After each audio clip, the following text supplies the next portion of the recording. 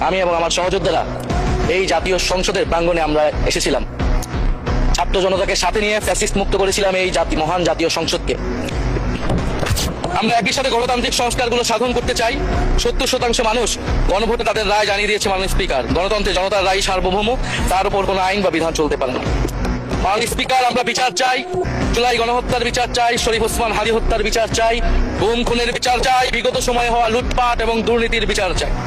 জুলাই মানে নতুন বন্দোবস্ত, গণতান্ত্রিক অন্তর্ভুক্তিমূলক বৈশ্যমহীন দেশ। জুলাই মানে আধিপত্যবাদ মুক্ত ফ্যাসিস্ট মুক্ত দেশ। জুলাই মানে মানবিক মর্যাদা ও দায় ও দরদের বাংলাদেশ। কোন ফ্যাসিস্ট তার দোষর যাতে আজকের এই মহান সংসদে বক্তব্য দিয়ে সংসদকে কলুষিত করতে না পারে।